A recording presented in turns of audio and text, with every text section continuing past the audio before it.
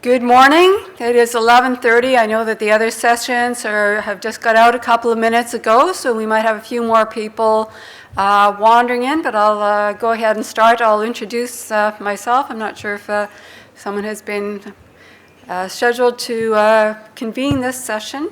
My name is Heather Morrison. I'm an assistant professor at the School of Information Studies based in Ottawa, not Burnaby. There's some incorrect information out there in the National Capital Region. We're the newest ALA accredited school in Canada. We've been around for about 6 years now. We're a bilingual English-French school based in the National Capital Region of Ottawa, Ontario. I'm probably better known as an open access activist. Is there anyone here on the SSP listserv? Yeah, a couple of people. So what you might know me on is for your quarterly updates on the dramatic growth of open access, but that's just one of the things that I do in the area of open access. Sustaining the Knowledge Commons is a research program which is funded by Canada's Social Sciences and Humanities Research Council, for which I'm very grateful. This funding makes it possible for me to hire some students as research assistants, and I'll be talking a little bit about their work here. What I'm going to talk about this morning, I'm going to talk for about half an hour. I'm hoping that we'll have some time for discussion because I'd really love to hear from this group that I've only heard very indirectly from this listserv, which mostly has professional announcements and not a lot of people sharing their opinions. So if you want to raise your hand and bring up things as I'm talking, that's great too. So just a bit of an overview. I want to talk about my idea of the knowledge commons because we have a lot in common in the open access movement, but there are slightly different perspectives and just my overall perspective, which might help to explain some of my approaches to this particular research. I want to talk about the small scholar-led journals in open access, and that's partly because of sustaining the knowledge commons. The basic idea is how are we going to provide the economic basis for sustainable open access scholarship, okay? Now I want to start with the small scholar-led journals because it's too easy to talk about the article processing charges and the work that we do goes on, but I don't want to lose sight of those small journals with maybe an editor at a university, the kind of people who probably don't ever come to meetings like this because it's just a small part of what they do. There's some surprises that we found in our research on article processing charges, so I'll talk about that. And I'd like to conclude with some of my own ideas, which you may or may not agree with, on how we can move forward. I have a set of references at the end, and I will make this available. I'm following an open research approach, so everything that we work on, as soon as it's ready for other people to read, it's up there on our scholarly blog, the Sustaining the Knowledge Commons. And if it's data, it's in our Dataverse, the OA APC Dataverse, and so all the references are there. Okay. So the idea of the knowledge commons, it's open access scholarship. The idea is a collective sharing of all the knowledge of humankind for open access, or as open as we can, given that there are other important public priorities such as rights to privacy and the third parties that we all often work with who may or may not be able to share their or want to share their work openly for good reasons. The priorities from my perspective are advancing knowledge per se and the public good. Also, part of this vision is the idea that everybody qualified can contribute. So by qualified, it's not whoever. Peer-reviewed scholarship, there needs to be a certain standard, but to have everybody in the whole world able to participate in the system as well. So the basic how is to move from demand-side economics, from my perspective, that is subscriptions, purchase, pay-per-view, to supply-side economics to fund the production so that we can have ongoing access and preservation for open access. So how are we going to do that? And that's what I'm looking at in this research. Okay, so some of this data is from a few years ago for a very macro level view. It's really, really hard to do this type of research and have it accurate because none of these numbers are exact. Nobody knows exactly how much money is spent around the world on scholarly journals, and nobody knows exactly how many peer-reviewed articles there are in the world. But this is kind of macro ballpark. What's the guesstimate of what's going on out there? The $8 billion US, this actually came from the STM group a few years ago, and the Research Information Network in the UK. Of that $8 billion, then this is for the journals, not books. There's also another $8 billion in books, and it's larger now, but this is from a few years ago. About 73% of that revenue came from academic libraries alone, so that's about $5.6 billion US per year that globally academic libraries are spending for the creation and purchase of this stuff. This is based largely on subscriptions, so things are beginning to change now with open access. Corporate subscriptions are another 16%, and others about 11%. So the bulk of the revenue to support the whole system today comes from academic libraries, with the second biggest source being other kinds of libraries. Okay. So if you look at this and you divide that by our best guesstimate about how many peer-reviewed articles there are produced annually in the world, around 1.5 million, give or take a few million is the reality. The current global library spend, and this is here, the second to the right, is $4,326 US. Now this is a global amount, so it's not the amount that's spent by any individual library. So if you're working in a library, or you're a publisher or vendor working with libraries and trying to figure out how much money are they spending right now, this figure probably doesn't fit any library out there. It's a global figure. So the idea is, at a macro level, is there enough money out there? So you look at, compare this 4,300, that's the current spend, and there are a number of open access venues that spend less than that. So PLOS Biology, one of their high-end journals from the Public Library of Science, is 2,900. That's quite a bit less than the 4,300. PLOS One, this is a bit outdated. I just saw that they've increased their prices now. They used to be a really good model for stable prices, but a couple of years ago it was 1,350. The open journal system, so this is the DIY sector. Edgar and Walensky had done a survey of the average revenue of the journals that were using open journal systems, and was $188. So this is about 4% of current spend. And over here on the far left is the Journal of Machine Learning. So Stuart Schreiber wrote about this in his blog a few years ago. It's called The Efficient Journal. And this is using DIY technology. Of course, these are computer programmers. They can do it. And their average revenue that they needed per article was $10. And one of their big expenses was, even though they had no actual costs, for some reason they had to hire a professional auditor to talk about their lack of revenue and expenses, which sounds like a typical university bureaucracy. Okay, so it is in theory possible to take the existing spend and fund a fully open access system, or we could even fund it and save a lot of money at the same time.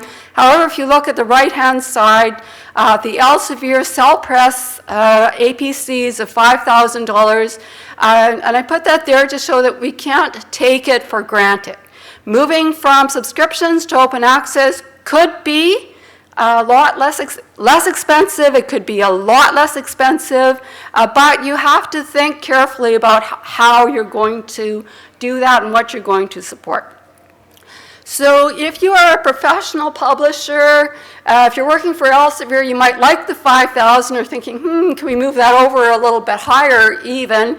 But if you're someone like me who's an academic, who's more concerned about things like jobs at the universities and having good support services from my libraries and having the funding to pay for those, you're probably more interested in the, what about the $10 per article for the Journal of Machine Learning?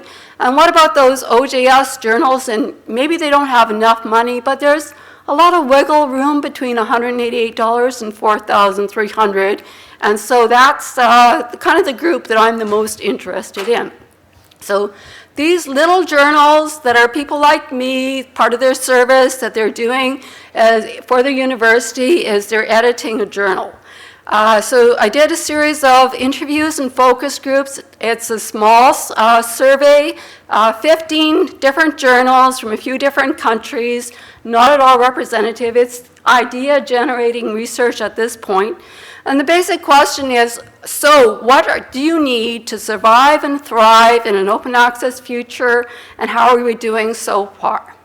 Half of the participants are already open access, half of them are not open access, but want to be.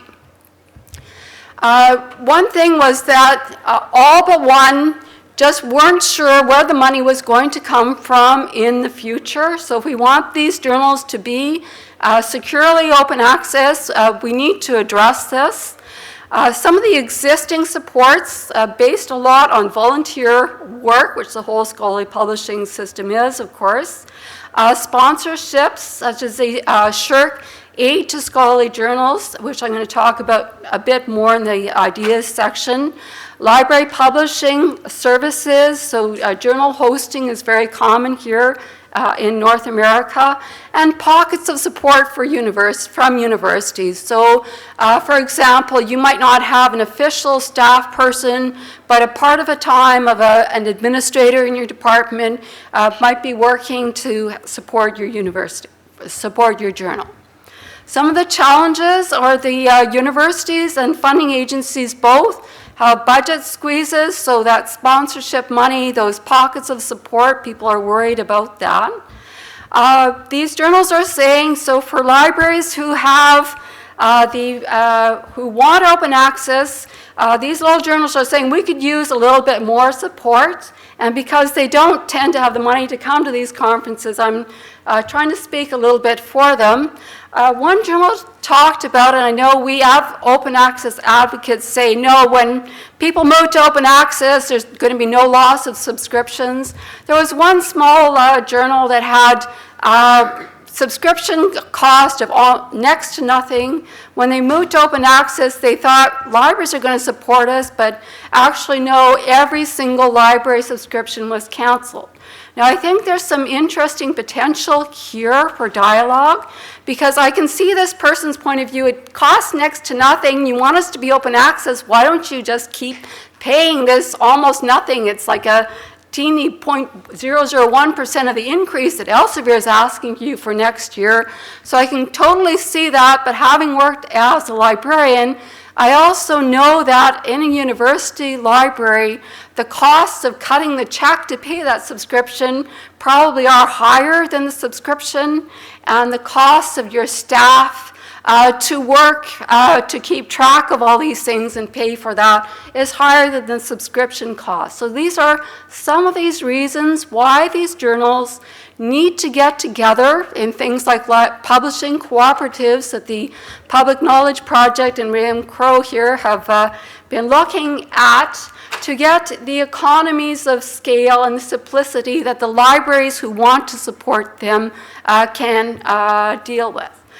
In one case, there's a library that's paying APCs. They'll pay the Elsevier Cell Press $5,000, but if the local journal wants hosting services, they'll charge them $1,000 a year for their services. So, a few things coming on. One poor journal is suffering with beta site hosting. So the universities thought we'd check out this OJS, but they haven't installed it properly. They don't provide the support. And so the journal is dealing with a lot of technological issues that really could be avoided with a bit of commitment. The opportunities that I see here, and these are some of my next steps that I want to work on, is to look at the value add that some of these journals are providing to their universities. Okay, so universities today are looking for opportunities to do knowledge translation and community connections, and many of these small societies who are probably some of the people that you represent in the publishing end or work with, they have deep community connections going back decades, and if people at universities understood that, I think the value of this to the university itself would be a little bit clearer. There's also local leadership opportunities. So a small journal that has emerged from a conference becomes an opportunity for international leadership for the academic, but also for the university, and universities are looking for that. So I want to work for that. Just a little bit of theory here. Part of the problem with the system, not just this system, but all of our systems in general, is what I call irrational or instrumental rationality, which means we're being very rational. Every part of our system is rational, but when you add it all up, it doesn't meet our real goals. So a little story here, a friend here in the Vancouver area is an academic, and he's telling people that he's spending most of his spring trying to get grant funding to host a conference at his university because his university has decided to go for cost recovery for people who are hosting conferences, so he has to pay for the rooms at the university to hold the conference, so he has to get grant funding pretty much from the university in order to pay the university for the rooms so he can have the conference. So nobody plans this. Your university is strapped for cash. Of course, you're thinking, well, yeah, we can rent out our rooms. People are having a hard time with conferences. Of course, you have grants for conferences. Each element makes sense, but when you add them up, it doesn't really. One of the things I want to look at in the next few years is success stories. So I'm hearing that there's a lot of people who are worried about how we're going to make ends meet, and particularly scholarly societies. I want to look for examples, and if you know of them, please talk to me afterwards, of small scholarly societies that are managing it, keeping the society healthy, keeping the publishing healthy. How are you doing that within the next couple of years? Okay, so what I spend the most time on, though, is the OA article processing charges.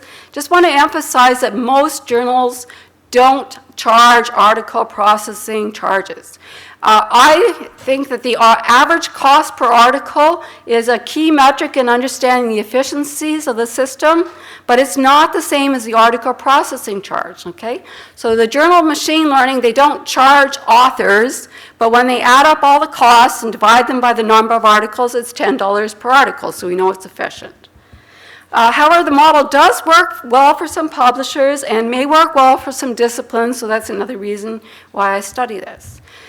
We did a survey in 2014, which is the beginning baseline for a longitudinal study.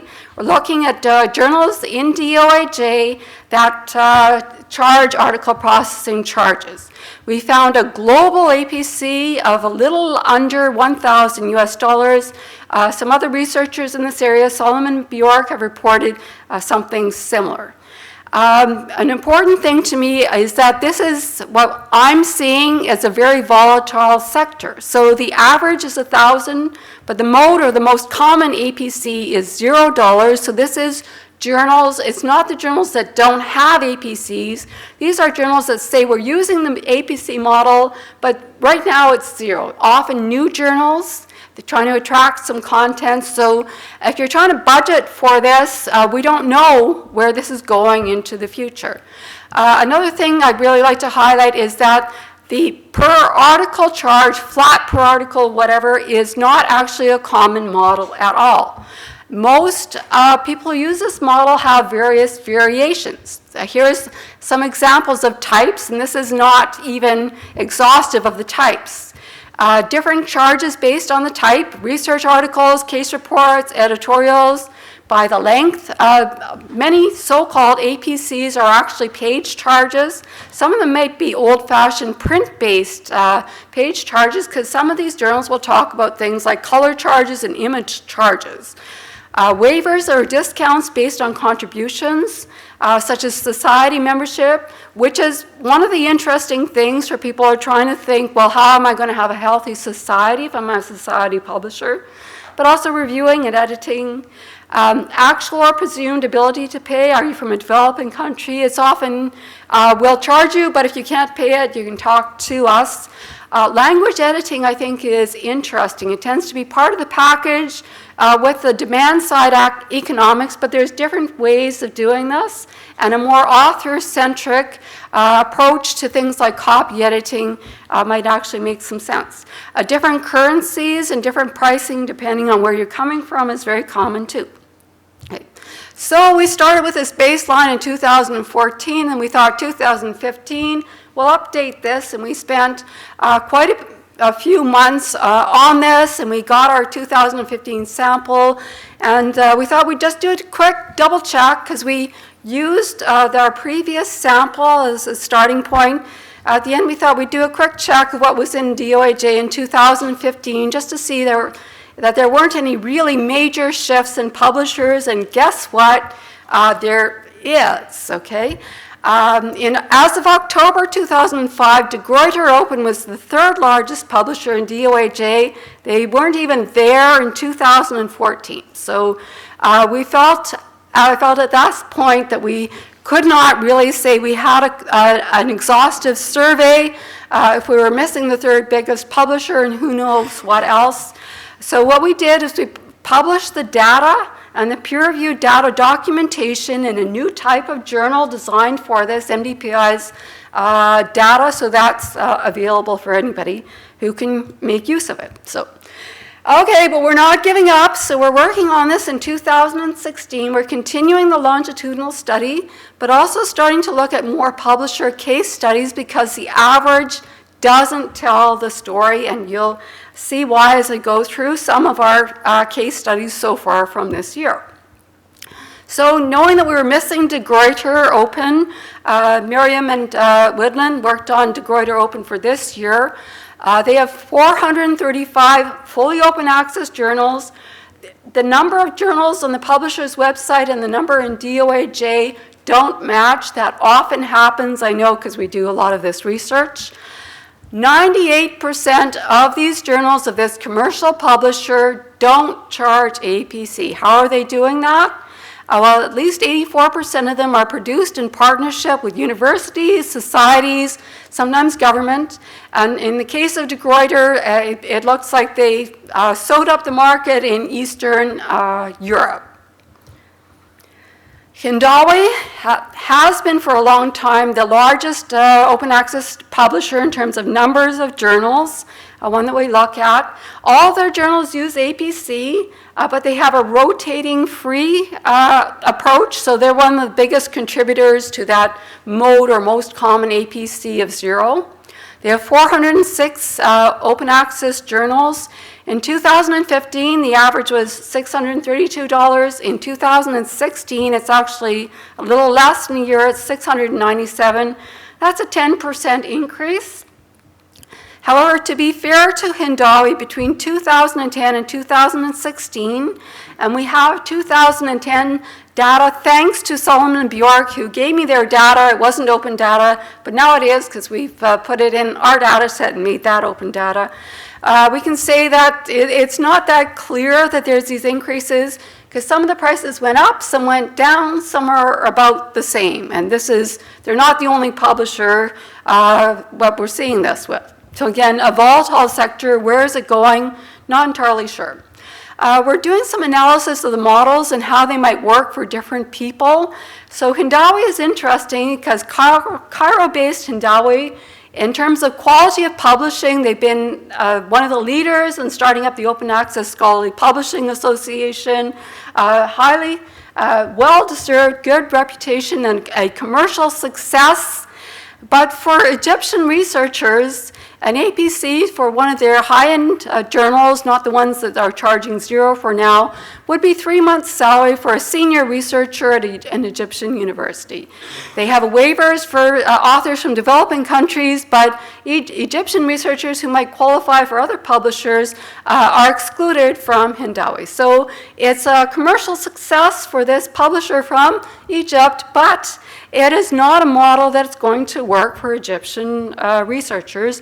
And no offense intended to Hindawi, they're caught up in the system that kind of makes it hard not to do things like this, just like everybody else. BioMed Central, Sarah looked into them this year. We did a comparison from 2010 to 2016. All but one of their journals increased in price during this time period, from $1,750 to $2,197 is the average, 18% average increase.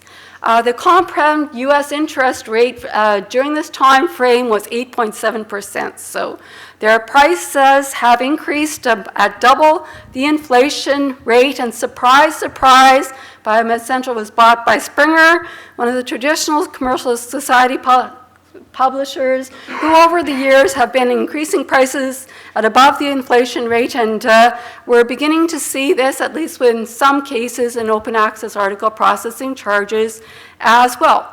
Another thing is, maybe it's just coincidence, but after Sarah had published her blog post on this topic, the nice table with all the APCs that we did a screen scrape of from the BioMed Central site disappeared. Springer too. So we have to now look them up title by title. It's a lot of work. Okay, we're talking with some researchers in Finland who are looking at non-English language journals, and we thought, well, we never did.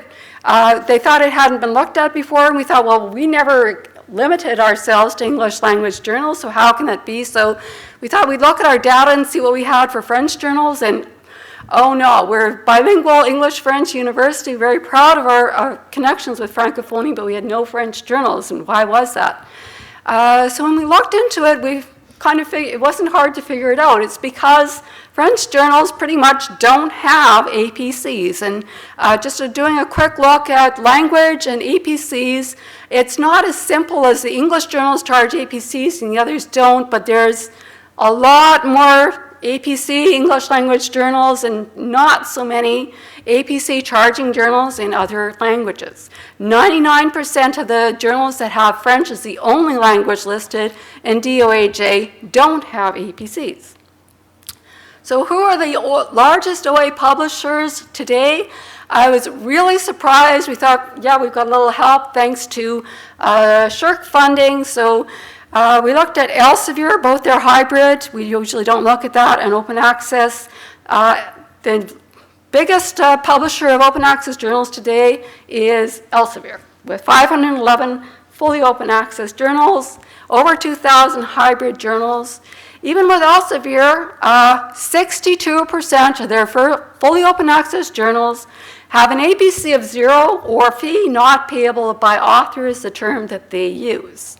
Okay, as opposed to 0.002% of their hybrid open access journals. So how is it? What is the average? And this is where, what is the average?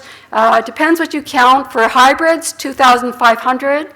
For OA, it's 660. If you exclude the ones with 0 or fee not payable by author, it's 1,731. The range is 0 to 5,000. So you look at all these potential averages just from one publisher at one point in time. You're trying to budget. How are you going to do that? There's ways. It's okay. So how are they doing this? Elsevier, fee not payable by author. I did a little sample of 10 of these journals. 9 out of 10 are sponsored by the society or institution. And in 8 of 10 of them, the society owns the copyright. So there's very clear language on the article, copyright the society. Across the range of open access of Elsevier journals, so I did a little study of 50 of their journals. You look at about the journal, and here in the middle here, you'll see a little button that says supports open access. So isn't that great? Elsevier supports open access. Wow, great, good for them. If you click on the link, it'll say, what does this mean? All articles will be immediately and permanently free for everyone to read and download. We offer authors a choice of user licenses. Sounds great, hey? Unless you look at the Elsevier copyright page, which says, for open access articles, authors sign an exclusive license agreement where authors have copyright but license exclusive rights in their article to the publisher. So this is what I call a deceptive practice of author nominal copyright. So you may have an article with a Creative Commons license with copyright the author, but in fact the author has transferred pretty much all their rights under copyright to the publisher, and when the author is using their own work, they're doing so as a third party. And Elsevier is not the only publisher doing this. Okay, so they support open access. Great, good for them. This is hybrid. What does this mean? If you want to know more about the journal, you go back to their editorial from 2014. If you want to know more about the journal, you can pay $31.50 for the editorial, which talks about the opening of the journal. And you'll see this for journals that started in the 1970s and that kind of thing for things. So do they really support open access? Okay. So this is kind of where we are. We're not finished with 2016 yet. There's still a lot more work to do. Every publisher we look at, we find something strange and unusual, so we'll be doing more case studies. On copyright, and here's where I have a little bit of sympathy for some of the publishers, because the idea that we can just do Creative Commons licensing, one flaw in this, it's Creative Commons was meant for the individual creator to give away some of their rights under copyright, and it doesn't really address the relationship between the author and the publisher, which is, when you're in professional publishing, as you know, is pretty important. So you need some kind of agreement, and if you don't have an explicit agreement, there's an implicit agreement which might have to be figured out in a courtroom. So my advice is to make those explicit. It's important to understand that copyright and licensing can be non-exclusive. It doesn't have to be a copyright transfer to the publisher. The journal needs to have certain rights. Here, my perspective is quite different from some others in the open access movement, that reserving exclusive commercial rights for a smaller publisher may actually make sense, and not so that you can sell things, but to protect yourself from the big commercial players. Because otherwise, if you give everything away for commercial rights, rather than Elsevier having to buy you out in the future, they can just take your stuff, or other entities like Elsevier that may or may not exist right now. For societies with commercial partners, even Elsevier is signing deals and leaving the copyright with the society rather than taking it for Elsevier. So if you have those kinds of partnerships, don't give away your copyright to Elsevier. Give it to the authors or libraries, but everybody? Okay. My perspective, we should be looking for real transformation. Let's look at that $10 revenue for Journal of Machine Learning. Let's develop tools so that more and more of our scholarly communities can DIY and really reduce those costs. I am a researcher, and I support a return from more commercial to more scholar-led publishing. And I think we should be looking at the institutional repositories with peer review overlay. If you're paying APCs, check your copyright and track pricing over time, because there is a potential that we could see the kind of inflation in APCs that we did with subscriptions. Finally, we have what is in effect an indirect sponsorship model. And we have a good sponsorship model here in Canada of the Shirk Aid to Scholarly Journals. Direct sponsorship is more efficient. What I would like to see is libraries get together to expand that, to take some of the money that's going to people like Elsevier, bring it back to support independent scholarly publishing. So Currently, what we have is an indirect sponsorship model. We take university or grant funds that go to subscriptions or to APCs that then go to the journals and publishers. So it's not like we're not sponsoring. It's just indirect. And if you go directly to sponsorship, that's simply a more efficient model. Another thing for ensuring the quality of open access, one thing that's nice about the SSHRC Aid to Scholarly Journals project is that the journals themselves go through a peer review process. So unlike worrying about predatory publishers coming in, new commercial publishers, you have a way of ensuring that quality of peer review is actually happening. That is some acknowledgements of my funding and the work of research assistants that I mentioned as we go along. And if you'd like to know more, everything's on our blog and our data first. You can contact me by email at any time. Questions, comments, discussion?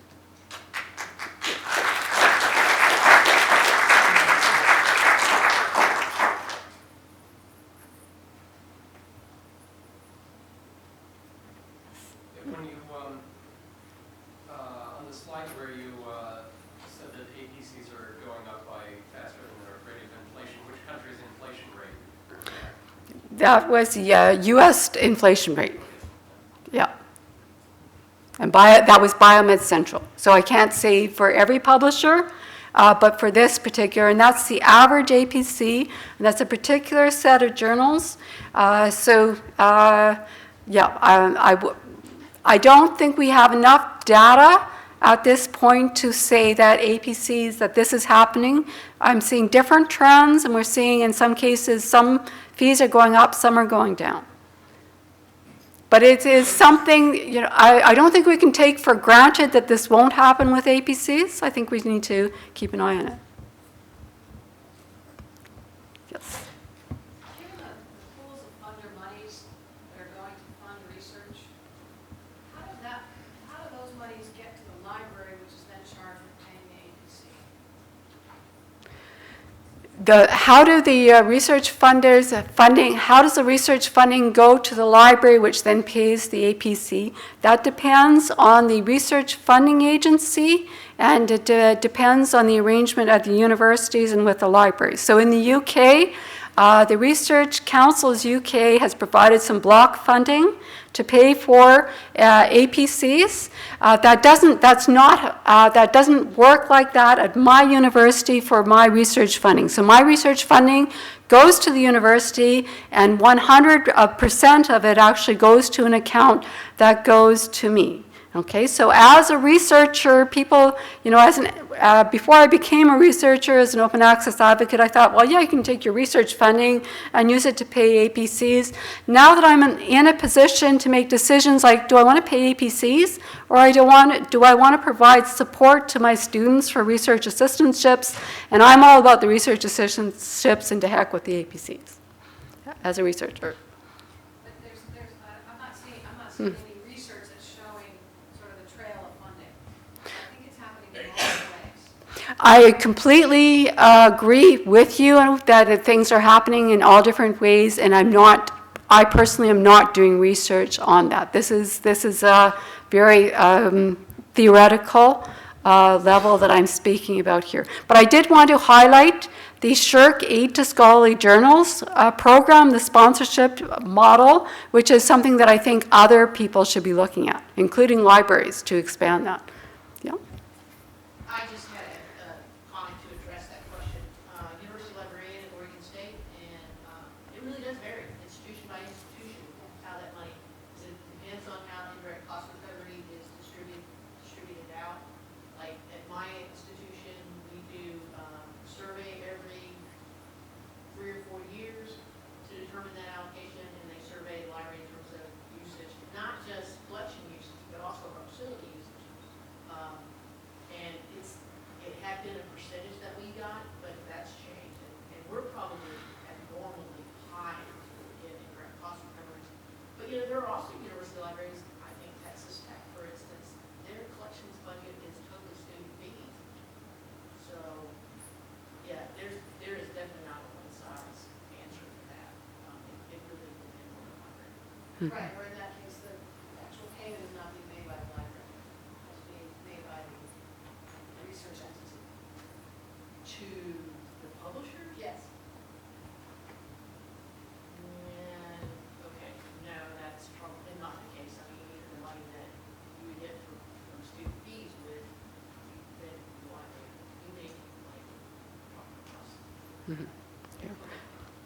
Yeah, I think even the Research Councils UK, which has the clearest, the funding comes from the funding agency. It goes to the universities. I don't know enough about the university system to say how that works, but it goes to the universities who then are making decisions about how to pay. And I can't even say that it's the same with the other faculties in my own university. This is, I can only speak to the situation from my own faculty.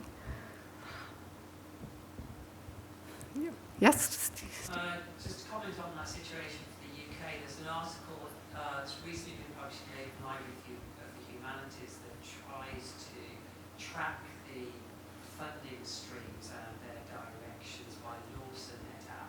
So it's worth looking at that to get a sense of what's going on in the UK.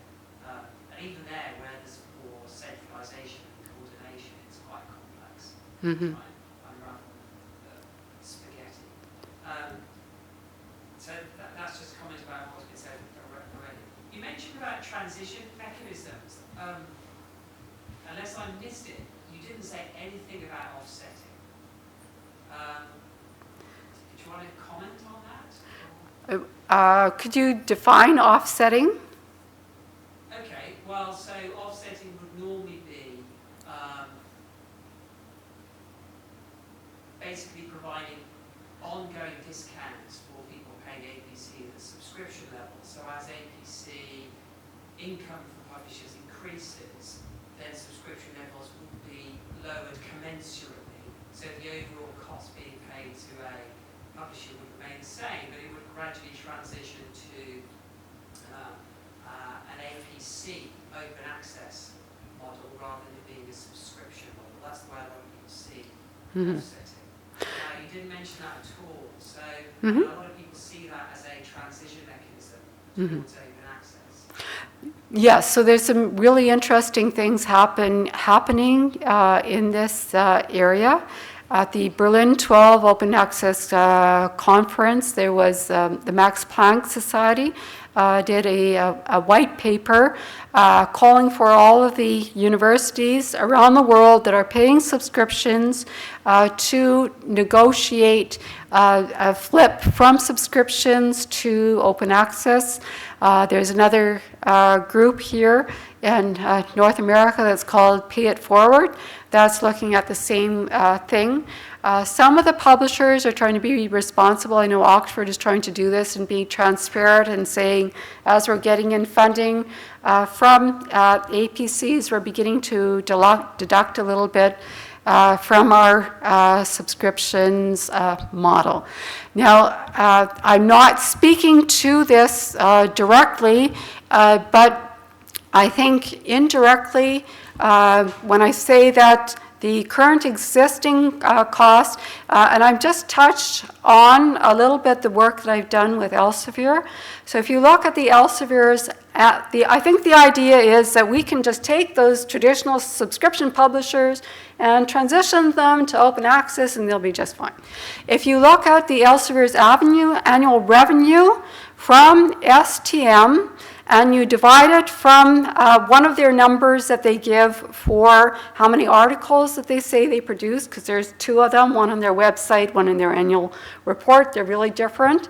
Then you have, it would take for them to retain the same revenue, would take somewhere between $5,000 and $11,000 per article. Okay, so that's more and possibly double what libraries are paying right now to keep them in their revenue and profit streams. And the reason I'm bringing up the copyright is because even if from this moment forward, every single Elsevier article was paid for open access through an article processing charge, they have a huge bundle of content from back issues that what their asset is in this is copyright. So I don't know why anyone would assume that they're going to be nice guys and saying, oh, we're getting open access article processing fees now. We don't need to charge for that other content. You should look at the Elsevier journals that say they support open access, and you go back to the prefatory material from when the journal started in the 1970s, and you can't read that without paying a $30 to $40 pay-per-view fee. I was going to include this, but I had to cut a lot of stuff. I've already talked way too much. A bit more of the theory about the movement of our economy into intellectual property, and I would not, I think we should be very careful not to discount or underestimate the temptation for those who own copyright or intellectual property to expand that and to make it perpetual.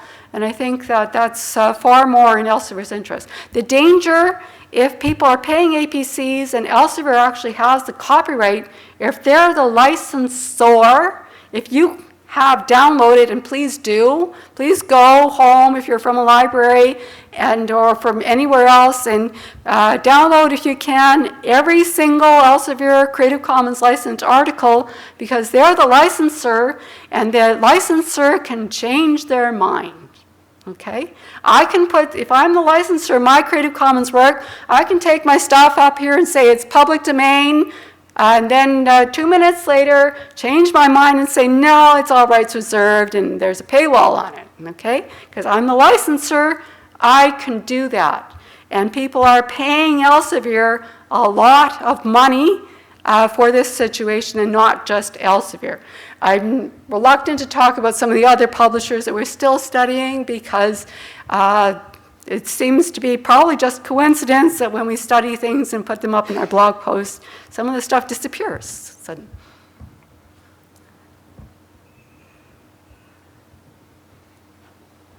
which is also understandable. I might do that too if someone criticized my stuff. Any other comments, questions, or?